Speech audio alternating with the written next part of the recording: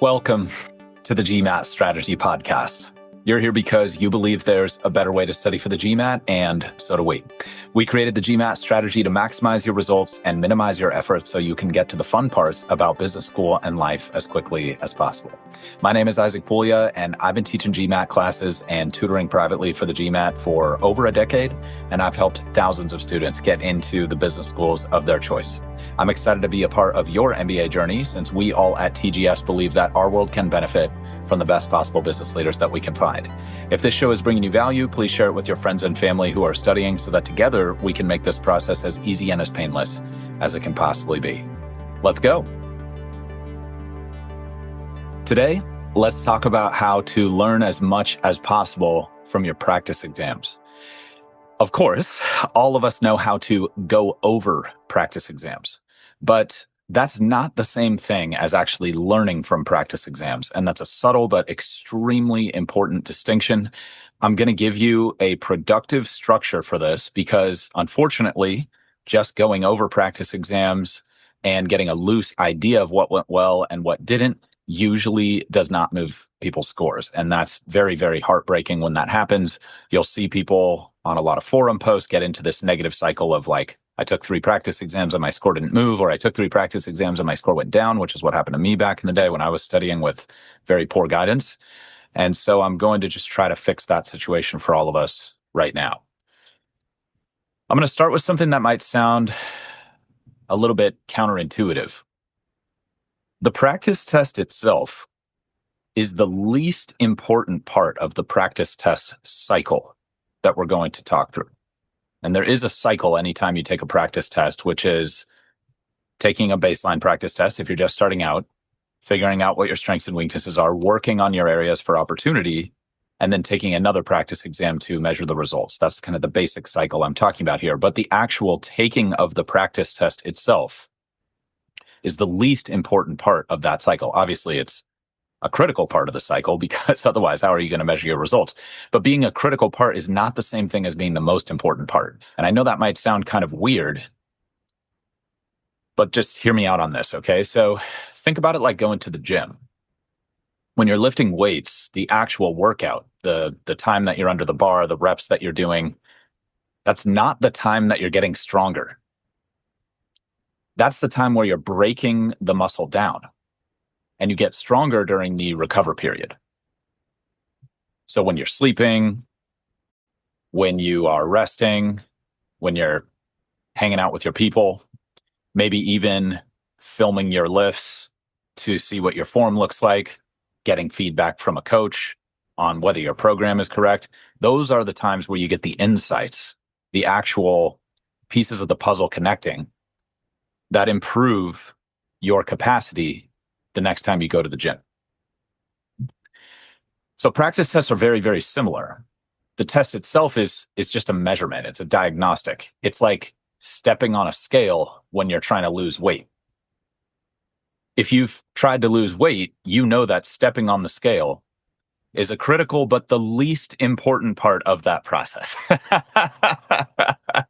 The most important process pieces of the process of losing weight are in between the times that you step on the scale. So I think it's a really important analogy to internalize for all of us because I think our subconscious belief when we come into the process is that taking the practice exam is like the most important part of that cycle. And I think if you don't break that belief and change the way you think about it, I think it can lead to a lot of counterproductive actions. And I think that's what all false beliefs do. Well, maybe not all of them. Like some false beliefs are probably harmless, but like most false beliefs that we have about important things and important situations that we're in life are going to be extremely problematic. So we want to discover those false beliefs and we want to remake them to be true beliefs.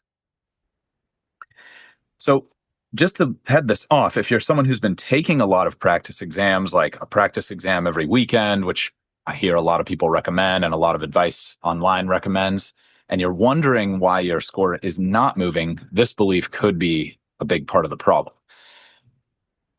So let's start the process of building some more true beliefs to replace that potentially old false belief.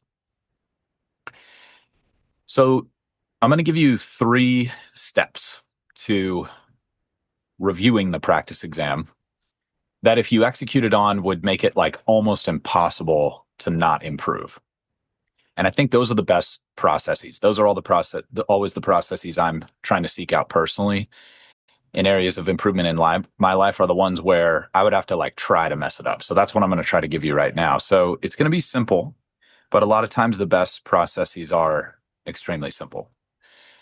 So the first layer, the first key is assessing your timing. So after you take a practice exam, the very first thing you want to ask is, how is my time management? And the reason for this is twofold. Number one is sort of the obvious reason, which is I could know all the material that the exam tests. I could have perfect pattern recognition. Every time a question shows up, I recognize exactly what to do. And I could be perfect in terms of not missing questions I know how to do. So every time I realize I know how to do a question, I execute it perfectly and I never make a mistake. Like I never do 5 plus 5 equals 11, or I never solve for X when the question is asking for Y. So all of that could be literally flawless. And if I run out of time in the section while being perfect at those things, I'm going to get a bad result. Like that part, I think is fairly obvious. Like let's just take a really extreme example. Let's say I do the first question of the exam absolutely perfectly, and then I have no time to do the other 20 questions of the exam. Well, how's that going to go? So I don't want to trivialize it because, again, I think it's one of those things that until you examine it, until you like hear it said aloud or you say it out loud to yourself, it might be operating in the background even though you know it's wrong. Like that's the really crazy thing about unexamined beliefs is a lot of times we know they're incorrect, but they're still governing our behavior, which is like, yeah, just a whole different side quest. But staying focused on the GMAT, the potentially non-obvious reason that timing is so important on the GMAT is because the GMAT is not scored entirely based on accuracy. And I've talked about this a lot in the past, so I'm just going to do a broad overview here. But if you want more detail, there's a video on our website, which is linked in the description of this content, and it's free. You can check it out, and I'll go much more in depth with how the scoring algorithm works. But the short version is your score is not based entirely on accuracy, which is very different from tests you've taken in the past. Pretty much every test we've taken in the past has been scored only on accuracy. And so I'm just thinking about how many times was I right? How many times was I wrong? And if you don't believe me on this, or you want a little bit more data to kind of back up what I'm saying, just do a quick web search on any GMAT forum. And let's see, what would be a good keyword? Yeah, just like score drop or accuracy, either of those keywords, you'll see a lot of posts where people are like, hey, I got more questions right this last time I took the practice exam, but my score was lower. What's the deal with that? My guess is in about 5 minutes, you could probably find like 20 to 100 posts that say something about that. And that makes sense because it's really confusing. It's like, wait, what do you mean the score is not based entirely on accuracy? Now, maybe not obviously, but like you do need to get questions right to get a score. So I'm not saying accuracy is irrelevant. Accuracy matters. But accuracy is not the only component of the score on the GMAT. The other component is the difficulty level of questions. We're not used to thinking about the difficulty level of questions factoring into our score in a significant way, the way it does on the GMAT. And that's why we made the video for you on the site, because it's a little bit of a longer discussion to talk about the intricacies of that and how you can strategize around it. But again, just to kind of give you the high level overview, if I miss an easy question, that actually hurts my score more than if I miss a hard question. Okay, so that's the potentially non-obvious reason that timing matters, because if I invest all my time in getting hard questions right, I might not have time to get the easy questions right or the questions I know how to do right. And that can actually have an outsized negative effect on the score. So even though the sort of timing thing might be obvious on the surface, there's this other layer underneath it that's worth discussing so that you can master this process of improving from practice exams. And I highly recommend mastering it because number one, it's not rocket science, as you're going to see in a moment. And number two, it's extremely valuable because practice tests are very costly in terms of your time and energy. And if you've taken any of them, you don't need me to remind you of that. And so we want to make sure that there's an actual return on that investment of time and energy when you're taking a practice test. Again, maybe obvious, but worth saying. So again, might sound a little technical with the algorithm thing. If you want more information on that, I've given you a resource for that. If you're like, okay, cool, I trust your judgment, Isaac, just like tell me what I got to do. That's what I'm going to move into now. So that's why you want to start by assessing your timing. And the main question that you want to ask is, did I put enough time into the questions that I knew how to do or not? That's the simplest question you can ask to assess whether your timing was managed well. Because almost nobody has time to answer every single question well in the section. It's a kind of like a weird feature of the exam because the exam adapts based on every response you give. So if you get a question wrong, your next question is going to be a little bit easier. By and large, it's not a perfect correlation with that, but by and large, if you get a question right, by and large, the next question is going to be harder. So if I get 3 or 4 right in a row, I'm almost guaranteed to see a question that I don't know how to do unless I drop like 10 minutes on it. Okay, so this is why I'm saying, like, did you invest your time well enough? Did you manage your time well enough such that you had plenty of time to get all the questions you knew how to do right? If I got those 3 questions in a row right in 20 seconds each, maybe I can afford to drop 10 minutes on the 4th question and get it right. So I'm not saying you should never spend 10 minutes on a question. That's usually a bad thing, but there could be certain situations in which it could be okay.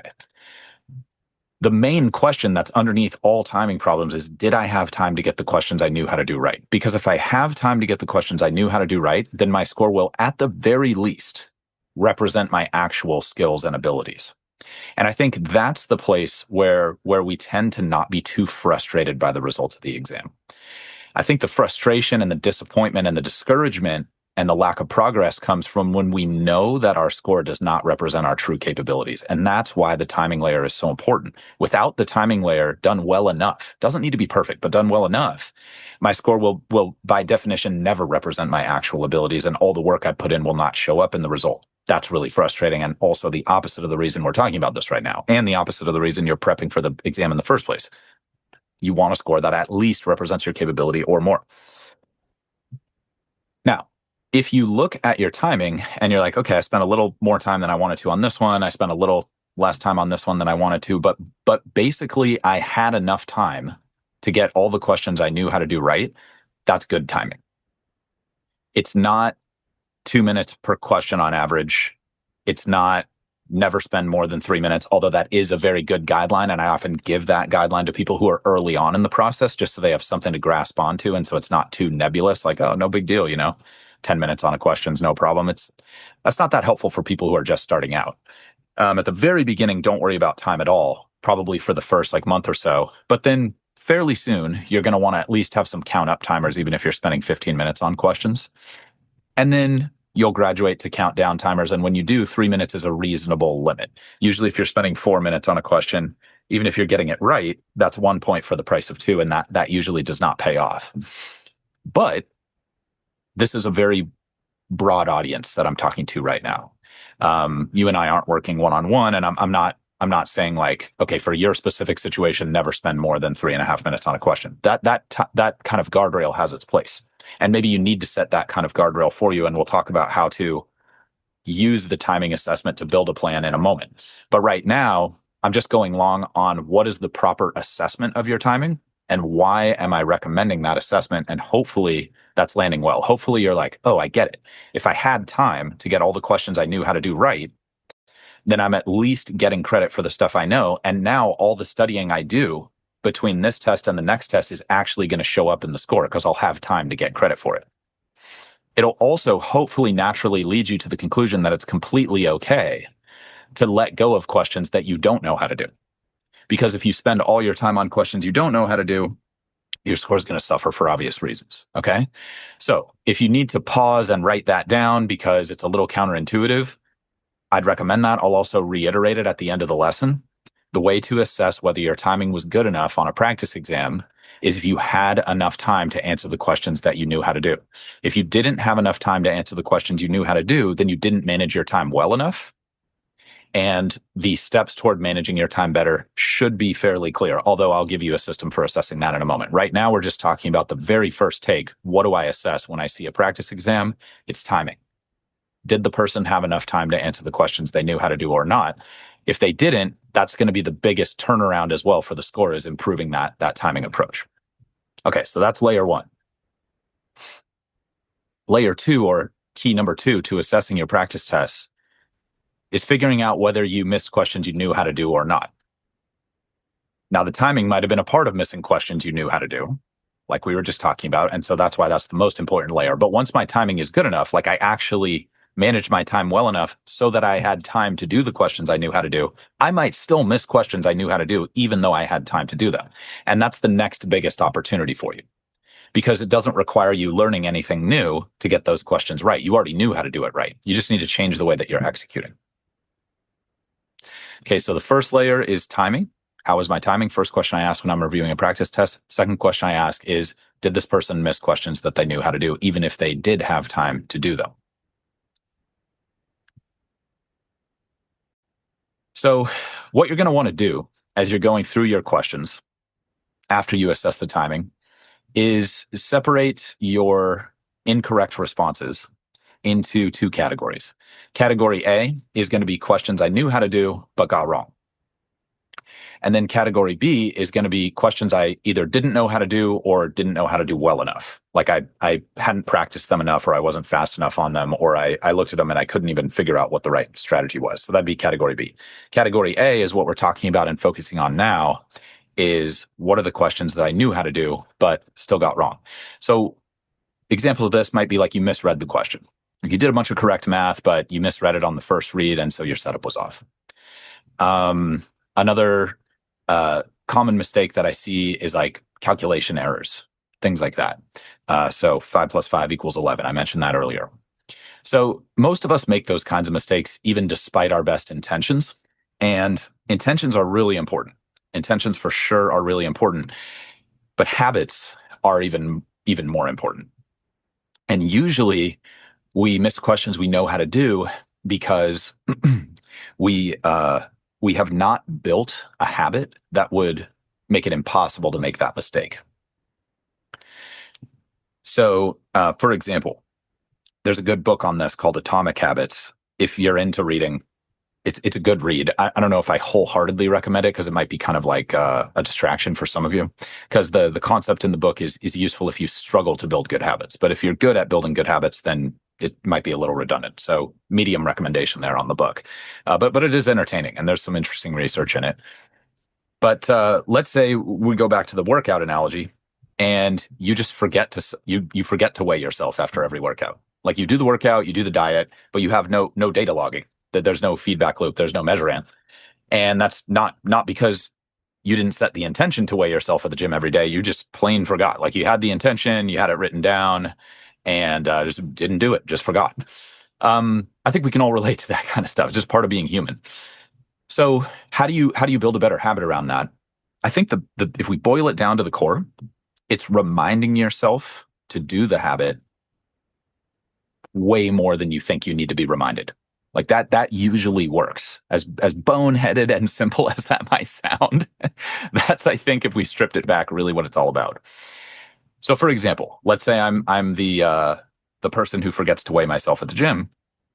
Well, I it's kind of funny middle school memories coming back here, but maybe I would go as far as to write it on my hand, like, hey, weigh yourself. But I think my adult self might try something a little more refined first. Like maybe I would send myself a text message, and I check my phone at the end of the workout. Oh yeah, I got to weigh myself. That's, I guess, the 21st century equivalent of my middle school self. My intentions were good in middle school. I'll give myself credit for that. My habits, maybe they could have used a little bit of work, but how old was I? I gotta cut the young Isaac a little slack there. Obviously things worked out. Maybe he had it all figured out. Maybe I should give him more credit than I currently am. So the point being, you want to find creative ways to remind yourself to do the things that you're not currently doing that you should be doing.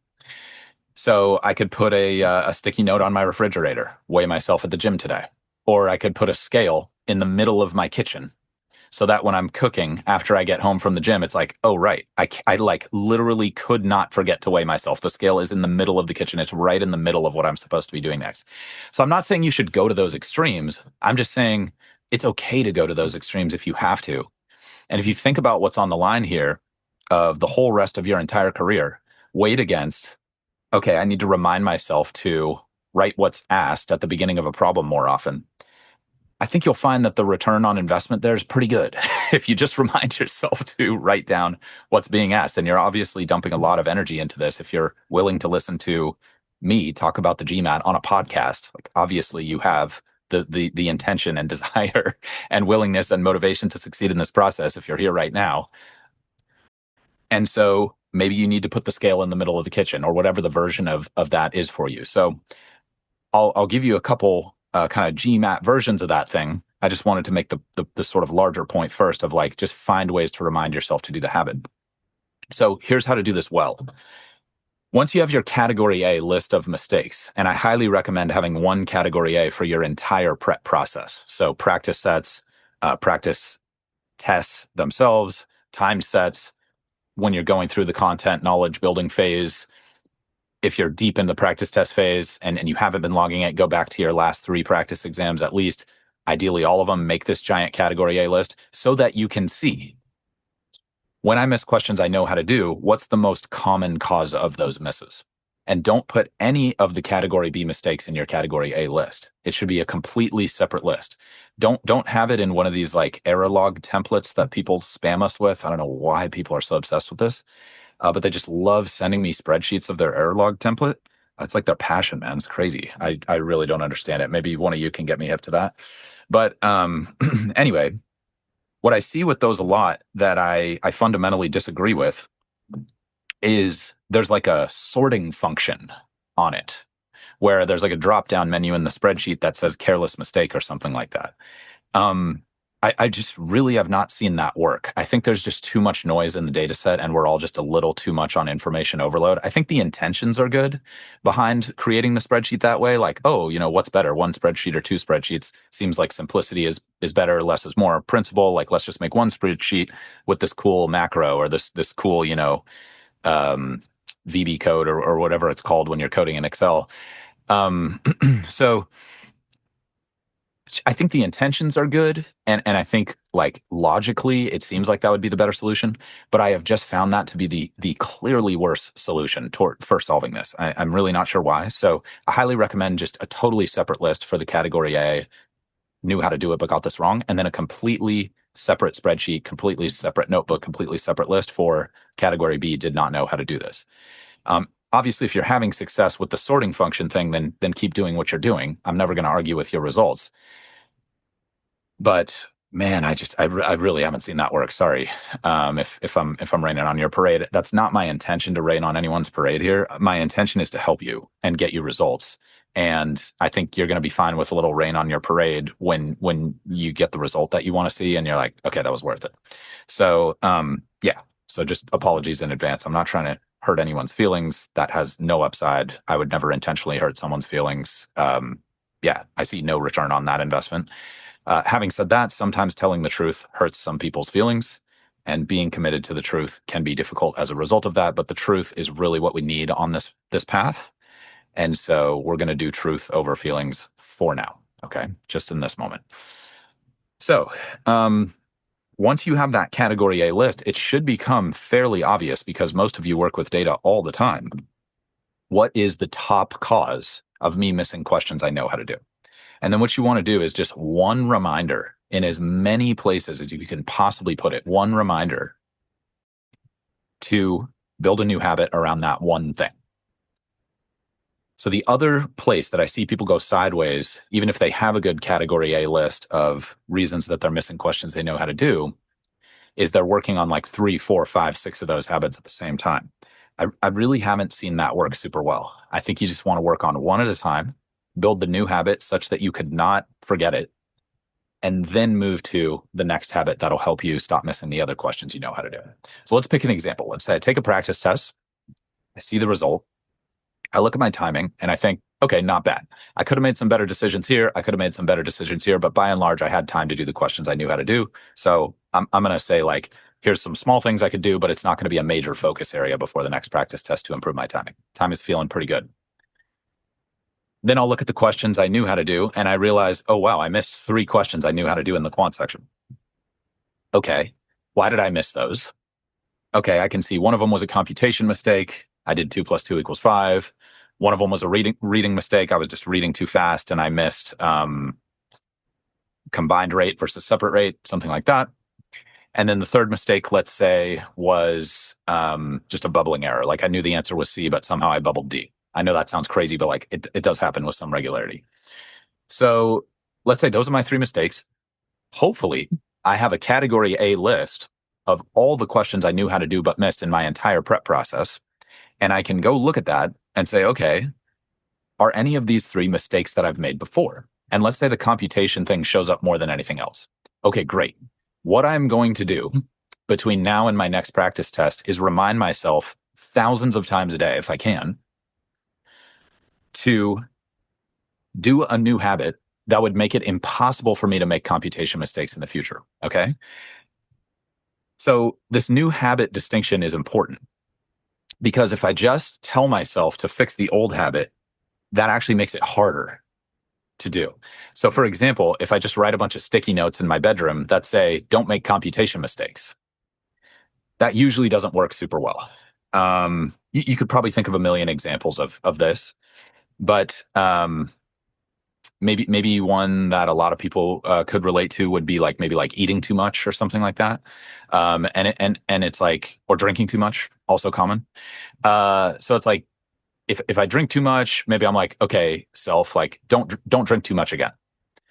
How confident are you that I'm never going to drink too much ever again, just as a result of me telling myself to do that? Okay, so here's how you could do that better. So if I drink too much, let's say, I want to say, okay, like why did I drink too much? Okay, I was at a work event. I was kind of caught up in the moment. It was an open bar. I was like, okay, it's free. I was having a good conversation with my coworker. She's like, "You want to get another drink?" I'm like, "Yeah, sure." In the moment. And so then I end up having one too many drinks, and who knows? Maybe I just feel bad the next day, and I'm not able to perform at my best. Okay, I don't want that to happen again. I don't like feeling bad. I don't like not performing at my best. So what do I need to do to make it impossible that I would ever drink too much at a work event ever again? This is a really different question than what most people ask themselves. Most people ask, how do I fix that problem? I think that is not the right question. I think the question should be a lot more severe. How do I permanently delete this self-sabotaging thing that I am doing because I do not want to be the kind of person who self-sabotages, especially on a standardized test that's bottlenecking me from getting the other stuff I want in my life. And I am also sacrificing a lot of other stuff I'd like to be doing in the moment to make time for studying for this test. And furthermore, I am now shooting myself in the foot and making it harder for me to get results. Okay. So we don't want to be soft footed with how we handle ourselves in those questions.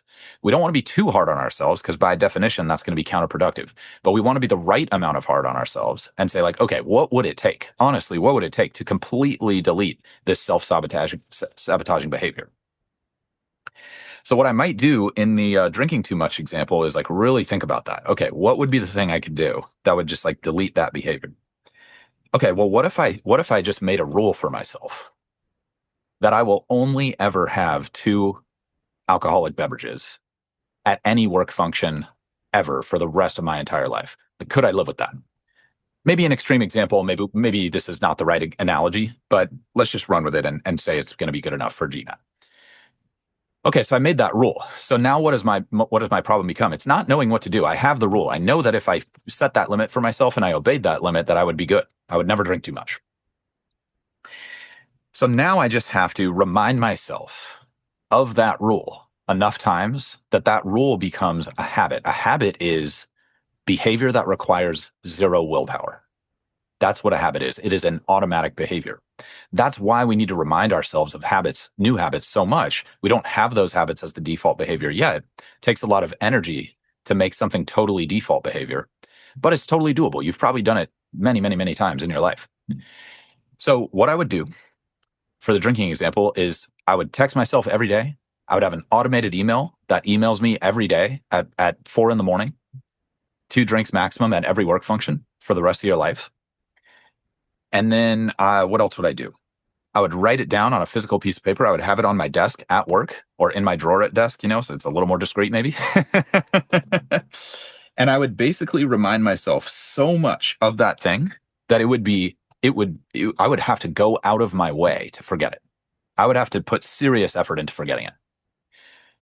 Okay, so once I have that system in place where I'm just being reminded 3, 4, 5, 6, 10, 100 times a day, every time I open my drawer at my desk, I'm like, right, 2 drinks maximum. I'm sorry, it's kind of an absurd example, but you'll get the point.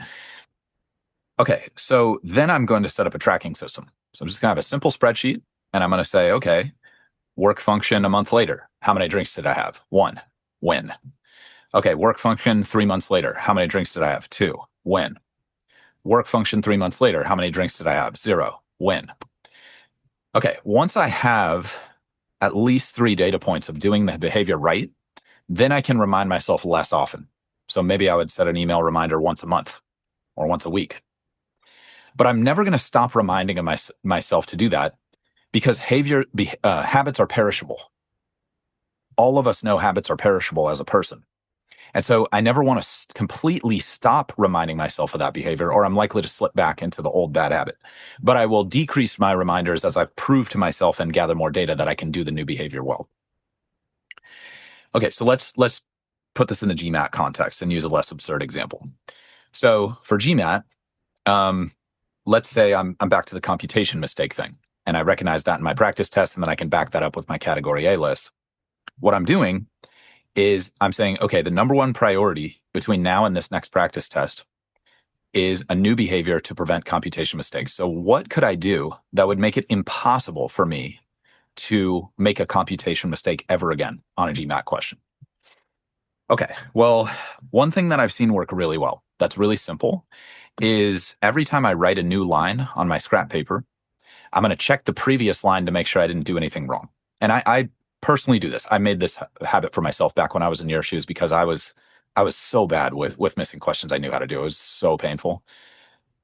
Longer story for another time. So let's say I make that rule and I'm like, okay, let me test that rule out. So first thing I have to do is remind myself to do that rule 100% of the time. Otherwise, I'm not going to have enough data to assess whether the rule is working. So what am I going to do? I'm going to text myself, always check the previous step when writing a step on a GMAT question. Okay, great. I'm going to have myself an automated email every single day at 4 in the morning, top of my inbox every single day when I open up my email. Check the work on the previous step when writing a new step on my scratch work. I'm gonna tell my wife, hey, I need you to annoy the crap out of me by asking me at least once a week, preferably every day. Hey, when you were studying for the GMAT, remember how you asked me to ask you if you're checking your work on all your stuff? I would do that. What else would I do?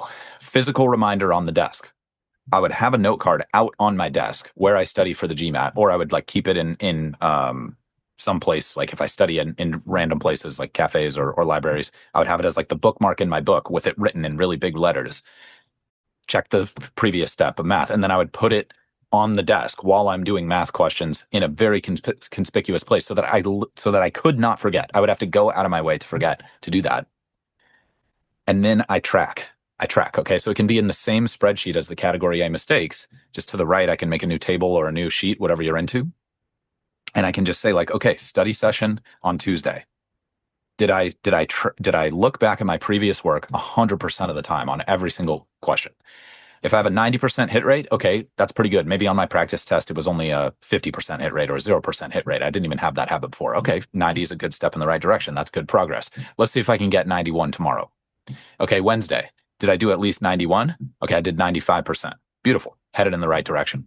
Thursday. Did I do 100%? 100%. Fantastic. I've got 3 data points. Now I'm going to back off and remind myself a little bit less often. Have a nice discussion with my beautiful, caring, and supportive wife. Hey, got good news for you. 3 days in a row. Checked the scratch work. Totally fine if you want to stop reminding me of that. Okay, cool. You get the idea at this point, okay? And I'm sorry if I'm over explaining this, but this is the way I needed it explained to me back when I was in your shoes, because I would read the blog posts or I would like read the books or like, I don't know, the forums weren't really a thing. YouTube wasn't really like as good as it is now back when I was in your shoes. So yeah, it was like mostly blogs and books. And like live and live basically, like you could take a live class or do live tutoring, but like the whole like really good video web conferencing thing that kind of popped off during COVID. That wasn't really a thing when I was studying back in your day. So, and the whole automated course software web app thing hadn't really like matured. There was a little bit of that, but it wasn't great. So all that to say, I would read those things, but reading it was just not enough. It was just so obviously not enough because I read the thing obsessively. Like I've probably read every article on the entire internet about the GMAT when I was in your shoes, and I still would miss questions I knew how to do. And so that's when I realized, like, okay, who cares why that's happening? I just need a solution. Like it doesn't matter if that makes me a bad person or if I'm dumb or if I just like had a bad upbringing or like Sigmund Freud would disapprove of what my parents told me when I was a kid. I mean, like none of that matters, guys. All that matters is what is the solution? I just need to get where I'm going. Um, Now, if there's some like underlying, obviously morally corrupt thing, clearly I would have fixed that. Okay. And you would too. Like we're all good people on this path. Um, but like the point that I'm making is passively absorbing information and advice was not enough. I needed to remind myself to an absurd degree. And hopefully that's way more than you need to do. And maybe I am dumb. I mean, like, who cares? I'm getting what I want out of life. What other KPI do we need here? It took a lot of effort, an obscene amount of effort. I'm showing you 1% of the effort it took me to get what I wanted on the GMAT. But at the end of the day, I encourage you to use the same KPI. Am I getting what I want out of this situation or not? Am I being the kind of person that I want or not? Do I feel the way I want to feel when I wake up in the morning or not? Those are the KPIs that really matter, guys. At the end of the day, we're just doing stuff because we want to feel how we want to feel. So who cares what your parents said to you when you were a kid? I'm not trying to say that that's something you shouldn't examine. I'm just saying like a lot of people get too lost in the why, and it's like just go for the solution. Just if you have to remind yourself 1,000 times a day, just do it, man. It's worth it. There's the values there. Okay. So I'm giving you my system, text myself, email myself, important stakeholders in my life, remind me verbally, friends, hold me accountable to this, coworkers, buddies at work. Hey man, sorry to ask you this, but like, remember how I did that thing for you that time in that place? Can you do me a solid on this? Um, that kind of stuff works really, really well, but you need to figure out what works for you. So the physical reminder thing, really, really useful. I've found that works for a lot of people. Like physical note card on the desk, can't not see it. That works really, really well. Okay, so that's what you're going to do if you're successful in building the habit. Let's talk about if you fail to build the habit. So I check my category A mistake list. Computation's my problem. I make the rule of rechecking the thing, the previous step that I wrote on every new step that I write. I go to the library the next day. I go from 0% to 90% on Tuesday. On Wednesday, I have all the reminders. And on Wednesday, I only do it on 50% of the problems. Okay, now I'm going backwards. That's not good. So what that tells me is my reminder system is not good enough. I'm not reminding myself enough. I've already proven to myself, I've already sold myself on the value of doing this thing. So therefore, not doing it would be totally irrational. Most of us are very rational people. So the most rational deduction is I didn't remind myself enough to do it. Like I clearly want to do it. I clearly know what I should be doing. I clearly am capable of doing it. I just forgot. So that's when you know your reminder system is not good enough. So that's when you're like, okay, well, email's not working. What else could I do to remind myself? Maybe I need to write it on my hand and pen. Okay, maybe I write it on my forearm, or I wear long sleeve shirts to work every day so nobody else sees it. But when I'm at the library, I roll it up and it's like, all right, there it is. So again, just kind of comical examples there, but I'm more trying to give you the philosophy behind it. Let's give you a couple tactics. So writing the thing on a note card on your desk is pretty good, but I haven't seen that be like 100% thing. So I think it's a good piece of the solution. I think the emailing yourself 100 times a day thing works pretty well because a lot of us check our email a lot more than we realize. The texting ourselves thing helps. What else have I seen that's really good? Physical reminders, like a bracelet or a necklace or a ring or something like that can be really good, like something where you feel it. Something inconvenient works really, really well. So I talked about the scale in the middle of my kitchen. If I'm forgetting to weigh myself at the gym, it's like, okay, I can't miss it. Okay, so one thing you could do that I've seen work well is put your pencil down or pen down while you're reading a question. And when you're ready to write something down, you pick up the pen, you write that down, and then you force yourself to put the pen down again. And you can't pick the pen up again until you have checked the previous step on your work. Okay, write the next step, put the pen down. Now, obviously, you're probably not going to do that on test day, but it's a stepping stone. Like you need the extreme reminder system so that you can get to the reasonable reminder system so that you can get to the place where it's an automatic behavior where you don't need a reminder system anymore. And I think people are just not extreme enough with themselves with this stuff. Some of you are. Some of you are too extreme, and you need to back it off a little bit, and that's fine. You already know that. But I have found that most people are like, oh, I'll just make this flashcard, or oh, I'll just put this note in my error log, and that'll be great. But I got to make time to do a lot of new problems, otherwise I'm not going to get better, or some version of that. And yeah, I think you need to ask yourself a deeper question. I think you need to ask yourself seriously, what would it take to completely, permanently, irrevocably delete this self-sabotaging behavior for the rest of my entire existence? And if you really, really sit down and think hard about that question, I think you'll come up with good answers. And I think it'll mostly come back to reminding yourself a lot. That's been the most positive thing. There's the whole reward and punish thing. That works for some people. I'm not going to go there because I think the hit rate on that is maybe like 70% at best. So I think the thing that I think is going to work in a general context like this, without me knowing more about you personally, would be the reminder piece. So think about creative ways to remind yourself and hold yourself accountable. Even if you need a public leaderboard on your refrigerator at home with your roommates where they can see whether you executed on your habits 100% of the days or not. If you got to go public with it, go public with it, everybody. But the most important key I'm trying to give you today is that extreme question of, okay, what would it take to permanently delete this? That's the real key takeaway here. And the second key takeaway is one new habit at a time. Keep your category A list, focus on one thing, and only move on to the next thing when you have proven to yourself that you can do the new behavior at least 3 times in a row. 3 times would be the bare minimum in a row that I would accept before allowing someone to move on to, allowing myself, I should say, to move on to the next habit on the list. When I'm working with clients specifically, there's exceptions to every rule. And that's the whole point of personalization. And that's why personalization produces such fast results, because it's all about that one individual. It doesn't need to be generalized at all. What works for that one person works for that one person, and that's what we do. But in a generalized format, we need something that's a little more scalable. And so hopefully I've given you that. Okay, we'll come back to the category B misses and how to deal with those a little bit later. But for now, step 1 is, did I have enough time to do the questions I knew how to do?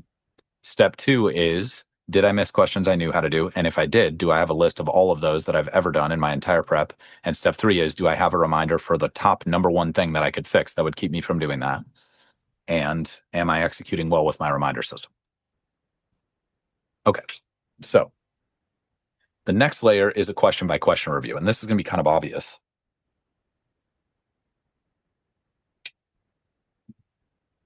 Excuse me. We just got a new cat. Some of the cat hair has made it to the office. And yeah, got stuck in the throat. Sorry about that. Sucks. I think I'm good now. Okay, so the question by question review. This one I think is going to be like the most obvious out of all 3 layers. And so I'm going to go over this kind of quickly. Now, once you've assessed your timing and whether you're missing questions you know how to do, you can just go over all the questions in the exam and start to separate them into category A versus category B, web search them if you need a good solution, or if your platform that you're using has pre-baked solutions in the software or in the practice exam, that's awesome too. Start to do your regular analysis. Okay, why did I miss this? Should it go in category A? Should it go in category B?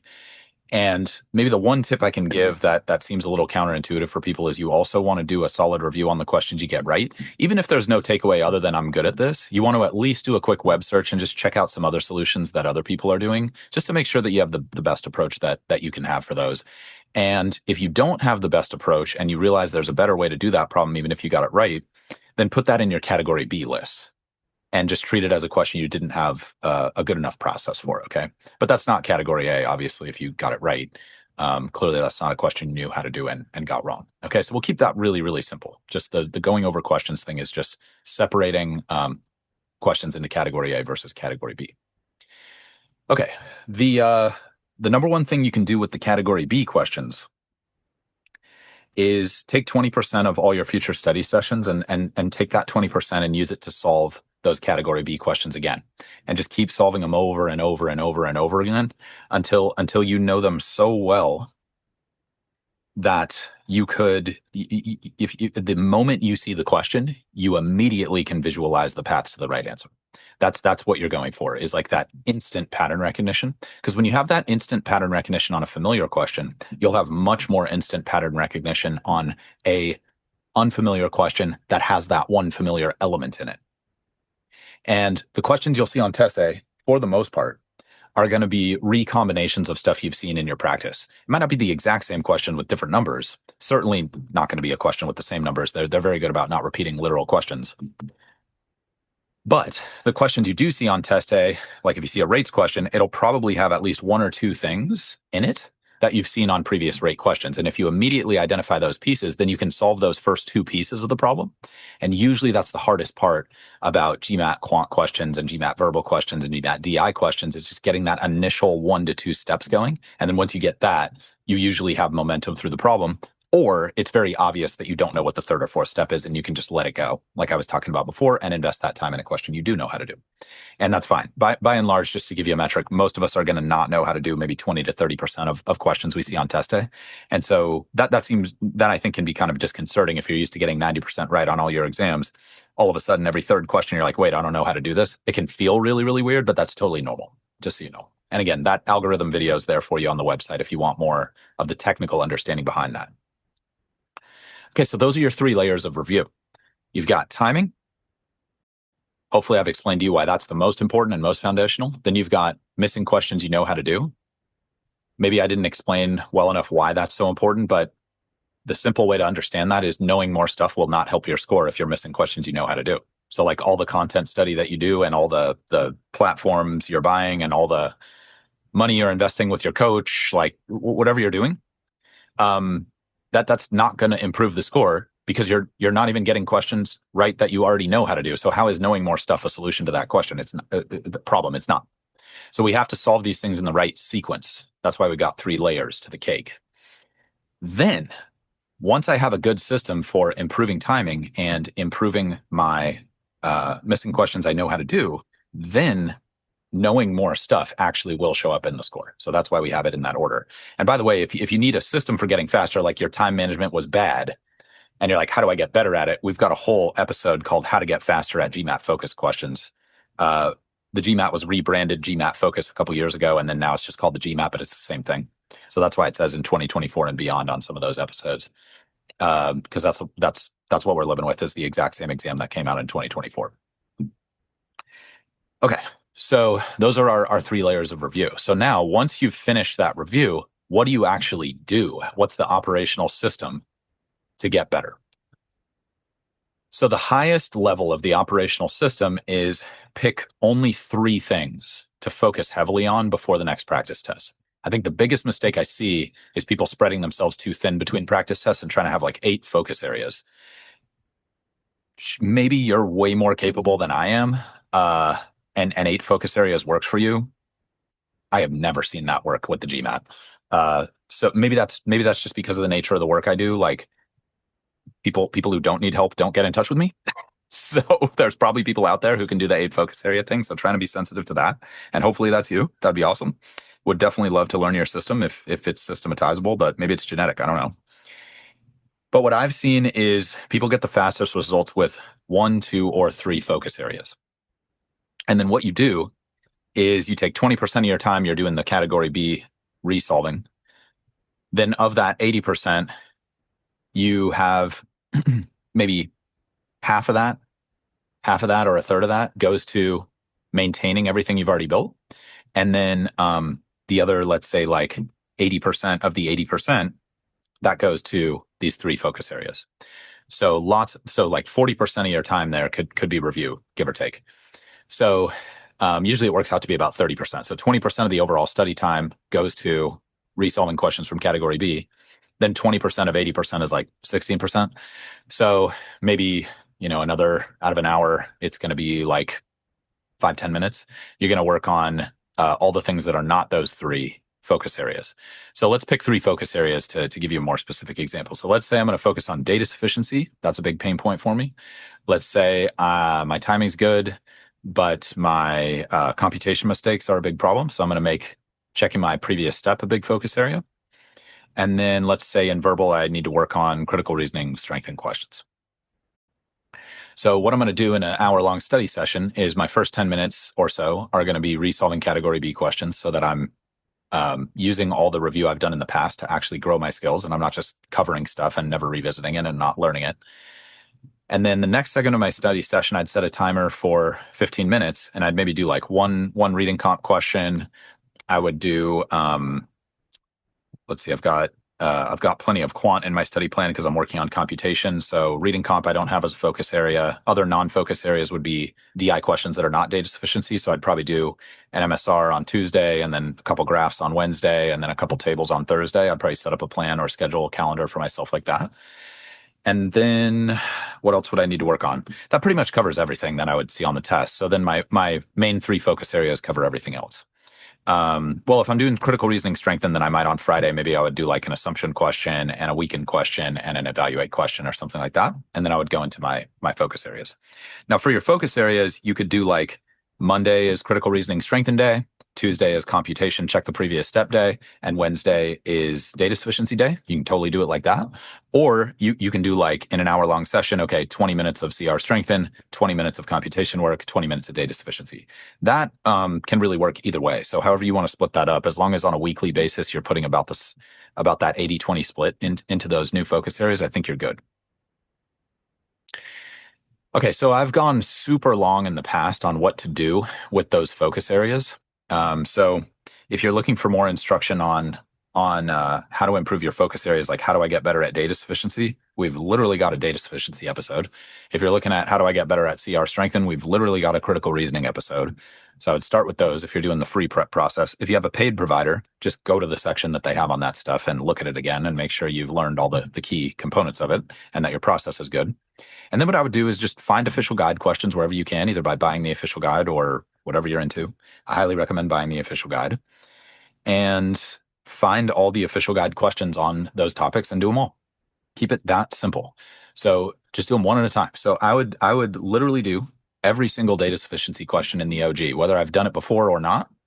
I would go to it and I would just every day I would do however many I can get through on that day until I have done all of them. And I have truly mastered data sufficiency. Again, the idea is not how do I get a little better at this? It's how do I delete this problem permanently? That works well. Same thing with critical reasoning strengthen. I'm going to find every critical reasoning strengthen question in the official guide. I'm going to do them all. I'm going to do them one at a time. I'm not going to do them as a time set. That's totally unrealistic. I'm never going to see 10 CR strengthen questions in a row on a real GMAT, so don't practice that way. It's counterproductive. And then I am going to, if needed, find other sources of critical reasoning questions. So there's supplemental official guides you can get from MBA.com. There's third-party sourced questions, some of which are very good online. And you can reach out to us at the GMAT Strategy on current social channels or email us contact@thegmatstrategy.com. Our contact page on our website should be linked in the description below if you want to get in touch. We're happy to get you some other stuff if you need it. And not necessarily charge you for it, by the way. We usually don't default to selling. We default to helping. And then if you want to buy from us, just let us know and we'll tell you what we have. But yeah, just I needed that back in the day and everybody was trying to sell me something and that turned out to be kind of a crappy experience. And I don't want to give anyone else that experience. So that's why we run our company that way. Maybe that's not the right way to run a company. Maybe you're way more successful at running businesses than I am, but so far so good for us here. So that's how you do that. Just to keep it simple. Now, if you're working with a coach or you have a program that has like a much more detailed explanation, then follow that advice. But in a podcast where maybe you're going to listen to this once, and I want to make sure that what I tell you like sticks and that it's usable and simple, that's what I would do. And that is a little brute force-ish. So maybe it's not going to be the most slick tactical thing, but it's almost certainly going to work. Okay, so if you do a good job identifying the focus areas, the things that are causing you the most pain on the test, and that's a simple analysis. What thing, if I fixed it, would turn the most red to green? What thing am I missing the most? You all can do that analysis. What are the top three? You can all do that analysis as well. You don't need MBA level spreadsheet skills to do that. Then you're going to know what to focus on. And then it's just a matter of, okay, well, how do I get better at that? That's where the brute force approach really shines. If you've already know what you need to improve at and then you brute force it, that's probably going to work really, really well. Okay, so just all the official guide questions in that area. And same thing with computation. I would do all the quant questions in the official guide until I just could not make a computation mistake on them. It's fine if I don't know how to do some of them. I can live with that. But I won't accept missing a question that I knew how to do. I have to just become the kind of person who will not tolerate that anymore. We tend to get what we tolerate in life. If you tolerate it, you're probably going to get more of it. It's a very difficult truth to confront as a person, but yeah, our standards are just crazy impactful on our results. Crazy, crazy powerful stuff. Again, another long side convo there. But that's it. That's the system. Okay, so I'm going to just hit it one more time, and then we'll move on to some kind of quick hitter tips for you and wrap up. So how do I learn from practice tests? How do I actually review practice tests in a way that improve my skills and improve my scores? Number one, I have to assess timing first, and I have to make sure that I have a good enough timing system that I have time to get the questions I know how to do right, and I have to accept that it's okay to let go of questions that I don't know how to do. And if you need more help with letting go of questions you don't know how to do, I talked about that a lot in our How to Break Through Score Plateau episodes, which we'll link below for you and should be searchable in the feed. I think we might also have a written blog post on that if that's easier for you to digest or reference or put into your Claude skill or whatever you guys are cooking up these days out there. Crazy kids. I gotta say, I love me some Claude skills, guys. So maybe I'm the problem here. Anyway, so second thing you do is make sure you have that category A list. Do I have a list of every single question I knew how to do for my entire prep? If not, build that. It'll be crazy helpful for you, and you will come face to face with the chilling realization of what is causing you to miss questions you know how to do the most, and then you're just going to remind yourself a boatload to do that. Start with send yourself an email every day. If that doesn't work, physical reminder in a place that you cannot miss it. Like put a scale in your bed where you sleep at night, so that when you're laying down to go to bed, you couldn't forget to weigh yourself. You would not even be able to fall asleep without moving the scale and weighing yourself. Okay. So whatever the equivalent is for that, for your new habit for GMAT, do that. Physical reminder if you need it. Third layer is just go over the questions. You're probably doing that already. And then just make sure you separate them into category A versus category B. And then with your category B, just first 20% of every study session, resolve those questions. Okay, I know it might feel a little bit weird the first time you resolve some questions, and like logically, it might not make sense why that's valuable. But if you do it a few times in a row, I think you'll really like it, and I think you'll really see like, oh shoot, I should have been doing this the whole time. Okay, so that's that. Then, once you've reviewed your questions in the exam, you're going to find the top 3 problem areas that would turn the most reds to greens, the most wrongs to right. You're going to limit yourself to 3 of those. 20% of the 80% of your study session that's devoted to new material is devoted to stuff that's not those 3 focus areas. So you're just keeping that warm on the back burner. And then you have the rest of the session to focus either like 1 day a week on focus area 1 or all 3 focus areas every study session. And the way to do those is just every question in the official guide. Simple, but it works. Okay. So let me know if that's too complicated. We're super open to feedback. There's a feedback form in the piece of pretty much every content I think we've ever put out, or at least a link in the bio. And we're very, very open to feedback, and we love hearing from you guys. And we very much value your time. So it's not like a 20 question feedback thing, unless you want to answer all 20 questions on there. There's just a thing at the top like, hey, what feedback do you have? And then you can submit. And we really appreciate that, by the way. And you can't hurt our feelings. Okay. So that's the technical side of everything. So let's talk about the emotional side a little bit. A lot of us are going to put our self-worth into the number on the screen. And I don't know if that's good or bad. I've thought about it a lot. I really still don't know if that's good or bad. I think we could make the argument that it's good. I think we could make the argument that it's bad. The reason I wanted to have this segment in here is just so that you know you're not alone with that, and that pretty much everybody is either like too high because they got a good result or too low because they got a bad result. And what I've realized about this emotional roller coaster that I think is just part of the day to day of like, oh, I had a good practice set on Tuesday and a bad practice set on Wednesday, or I had three good practice sets in a row on Tuesday, Wednesday, Thursday, and then Friday was a bad practice set, and now I'm thinking about giving up. I think that's totally normal. I think just achiever type people tend to put our self-worth into those external measures. And the reason that I'm bringing it up is I think if you realize that it's normal and that it happens to pretty much everybody, then you can separate yourself from it a little bit. And I think it doesn't govern your behavior as much. You're kind of like, oh yeah, I'm feeling down because I just had a bad set. That makes sense. I want to do well on this thing. And I care about doing a good job in general. And I've been working really hard on this thing. So obviously I want it to go well when I sit down to practice it. Like that's all super reasonable. My bad feelings about my bad performance are very reasonable feelings. And I think if you can think about it that way, then I think you can get to the place that I think most of us want to get, which is like, okay, what can I learn from that? All right, let me show up tomorrow and keep going. Which I think is the best place to get to because that's what drives the results. Driving the thing that drives the results is just more intelligent effort. Like well-designed effort definitely works. You want something data backed as far as human history goes, like going back thousands of years. Intentional, intelligent effort applied at the right place in the right time, which is the system I just gave you, that works. that we can go back to all the greats of history, whoever you admire. They probably did that, and that's probably why they were great. They did intelligent application of effort.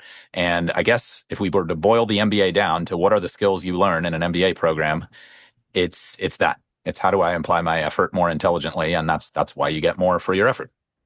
Makes sense. So that's just a quick aside. It's we don't need to go long on it.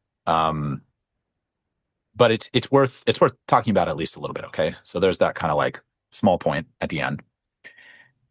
Couple more small points for you that might end up being big points actually. Now that I think about the emotional point, might be the biggest point for some of us. Um, Another kind of like frequently asked questions: how often should I take practice tests?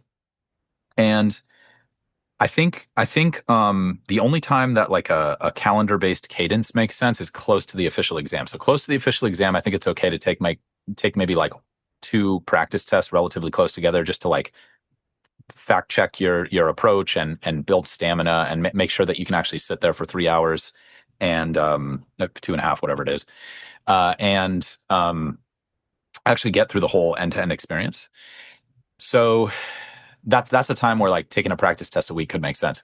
But I think the whole like take a practice test every 2 weeks to measure my approach, it like feels very logical, like you're going to have a really good feedback loop there. But usually that kind of thing forces people into bad habits of taking too many practice tests without enough skill growth in between them. Because it's very difficult to predict how long it's going to take you to get great at data sufficiency. You've never done this before. So how could you have a large data set on how long it's going to take? But we often don't. Again, it's one of those subconscious beliefs that I think we're just thinking about like, oh, well, when I studied for my test in high school, I would study for a few days and get an A. So, maybe I'll study data sufficiency for a few days and get an A. Maybe that's an analogy that works for you. I really haven't seen that work very often. So I think what you want to do is say, like, I will take the next practice test when I have mastered these three focus areas. That's when you should take the next practice test. It should be skill-based pacing, not calendar-based pacing. To the maximum extent you can do that. I know some of you are under tight deadlines, so you got to just get it done. I respect that. But if there's any way you can not be in that situation, guys, I highly recommend reorienting the plan so you can have enough calendar time to build your skills and get good results. You'll probably get way better results that way. If you are in the tight timeline situation, we've got an episode called How to Cram. You can check that out. But yeah, not recommended. But if you are going to do it, I'm happy to teach you how to do it well. But I just want to go on the record as saying like it's generally not good to do that. Having said that, it can work sometimes. And if cramming didn't work, no one would ever do it. So yeah, let's just call a spade there. Okay, so that's how often you should take practice tests when your skills are ready, not when the calendar time rolls around, whether you've improved your skills or not. That's a good way to get stagnant results and waste a bunch of time taking practice tests, which are a scarce resource, and see the score not improve or go down and get really discouraged. That's usually what happens there, and that's really counterproductive. So let's just not do that. Let's just not shoot ourselves in the foot.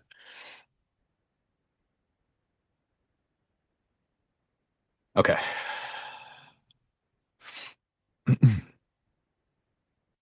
Couple final tips for you here.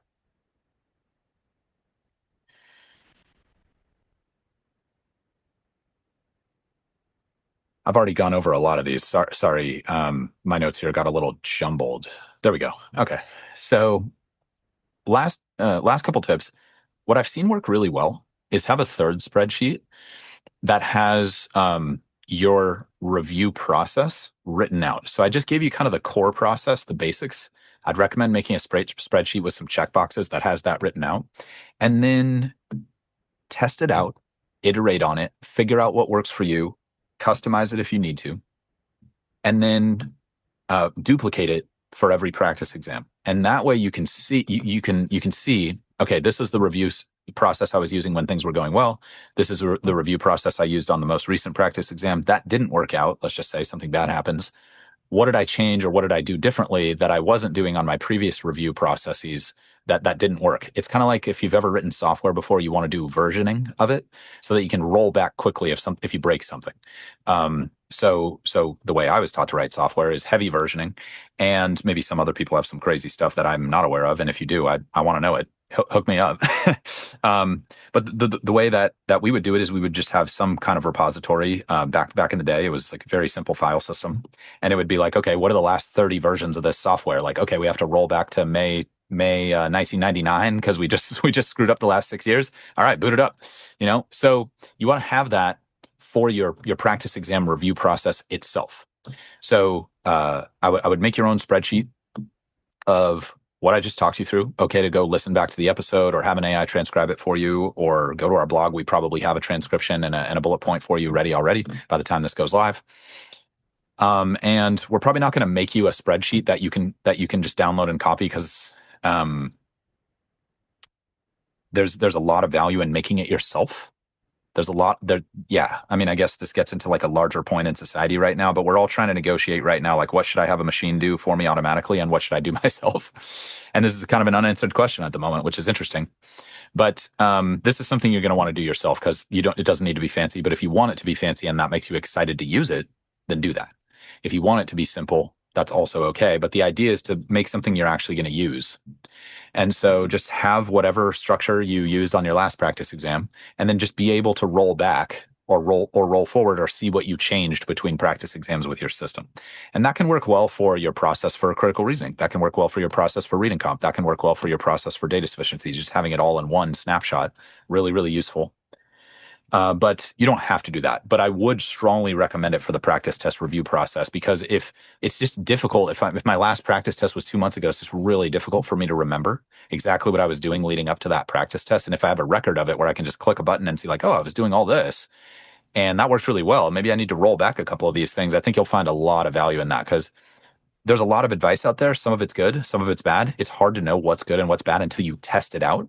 And that's my next point, which might be obvious, but it's worth saying anyway. Like, make sure everything I'm telling you actually works for you by just using it. Just test it. I really don't want to be that person that just tells you to believe me. It's like, why don't you just try it out and see if it works? Like, I'm comfortable building trust with you over a long period. I'm totally comfortable with that because I know I've seen the data behind all these recommendations I'm giving you. This isn't just something I came up with yesterday. This is decades. Okay. But again, there's exceptions to every rule. Even if this might be the right advice for 99% of you, I want to help 100% of you. And so you might have to change some of this stuff. And I don't know necessarily what you need to change because I don't have the opportunity to talk with every single one of you personally every single year. I'd like to get there. But just based on the numbers, it would be physically impossible for me to do that right now. So maybe the AI is going to get there to the point where we can do Isaac AI and we can have all those discussions and that's cool. We're working very hard to make that a reality, but it's just the technology is not on the level that would meet our standards just yet. Getting closer by the day, but just not quite there at the moment. And we'll let you know if we launch something like that. But arguably, maybe we shouldn't do that. Maybe you shouldn't have 24/7 access to advice. Maybe you should figure some stuff out for your own. That goes back to this issue we're all dealing with in society right now, but larger discussion, obviously. Okay. So recapping those quick tips, have a spreadsheet where you have your review process listed out with a checklist so you can see which boxes you checked and which you didn't 2 months ago, 6 months ago, 3 months ago, however long you're studying for this. And then have a versioning system so that you can tell what you changed between practice tests with your review process itself so that you can figure out what works and whether you need to roll back to previous processes if things start to drift a little bit because you took some bad advice. Next tip is just test out every piece of advice you have.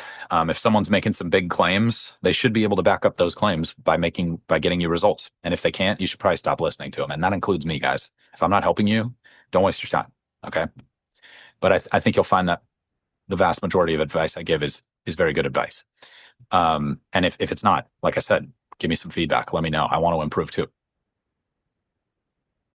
Okay, and then I just want to reiterate this, even though I reiterated it probably too much. Limit your focus areas to 3 maximum. Please, please, please don't go for 4, 5, 6 focus areas.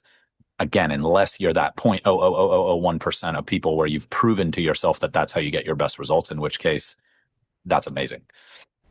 Okay. And then the last step in the cycle, like we started with, to bring this full circle, is you take your next practice exam and you assess. But again, that's the least important part of the process. Obviously, it's the most important part in terms of results. And that's the same thing with the scale, weighing yourself if you're trying to lose weight. Did I lose weight or not? But the thing that actually matters, the thing that actually moves the needle, that's all the stuff that happens between stepping on the scale. And it's the same thing with practice tests. So I hope that analogy helps as a good reframe there. Okay. As always, my greatest hope is that this material is going to make your studies as easy and as painless as they can possibly be. If you want more tips on how to improve your results with the exam, please just head to our website, gmatstrategy.com, which will be linked in the description of this content. And like I said, check out our free video on how you can reach your dream GMAT score in half the normal time. And that will give you a deeper instruction on how the scoring algorithm works. And there's no obligation, there's no fee. I'm not going to pitch you on anything during that video. It's just trying to help you. And again, if you want to work with us, just reach out and let us know. But we know we're not a fit for everybody, and we're totally at peace with that. And we're not trying to pretend that we're something we're not, because yeah, I don't believe in being dishonest. I think the returns on being dishonest are extremely negative. Okay. In the meantime, everybody, this is a regular show. So if you like it, please subscribe. And if not, it's all good. And please, if you don't do anything else, just stay positive and stay consistent with your studies. We need your leadership in the world, and I'm excited to experience the positive ripple effects that you're going to have as a result of becoming a more awesome and more successful person through this process. Talk to you all soon.